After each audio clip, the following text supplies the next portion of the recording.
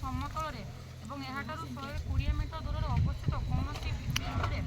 वृक्षर अग्रभागर कौणिक उन्नतिर परिमाण 30 डिग्री वृक्षटा कौन हुए ना समतल सब कौन हुए 90 डिग्री एंगल कर रही है। तेणु कौन एक बिंदु से वृक्षर पाददेशर दूरता आमको देती 120 मीटर से बिंदुर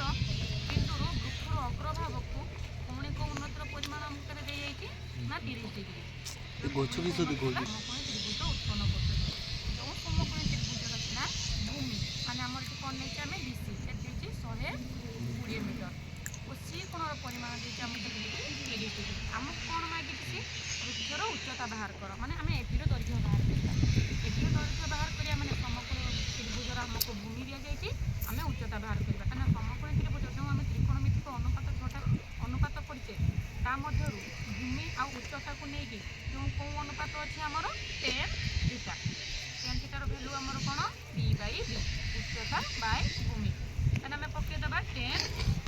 10 30 इक्वाल आम लिखिपर A B by B C कहना आम 10 30 भैल्यू आमर के 10 30 भैल्यू के 1 बाई √3 ए बी को आमर ए बी रही भैल्यू आसो बाकी बी सी आमको देती 120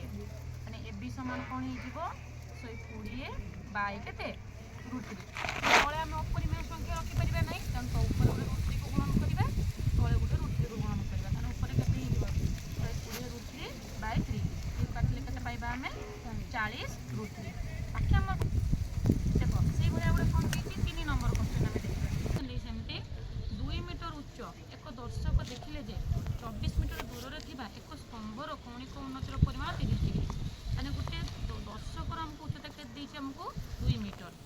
से 2 मीटर उच्च दर्शक कौन देखिले ना 24 मीटर दूर में अवस्थित 24 मीटर दूर में अवस्थित गोटे स्तंभर कौणिक उन्नतिर परिमाण के डिग्री देती आमको 30 डिग्री जदि हुए आम कौन बाहर घर उच्चता आम कौन नहीं पार आम स्तंभर उच्चता आम केते जानी ये जो दर्शक जब आम नामकरण करदे देख ए बी सी डी गोटे कौन चित्र हो आयत चित्र ए डी गोटे कौन होमर समकोणी त्रिभुज जो समकोणी त्रिभुजर जो ईडी बाहू को आम कौन इसी बाहू कौन ना स्तंभर दैर्घ्य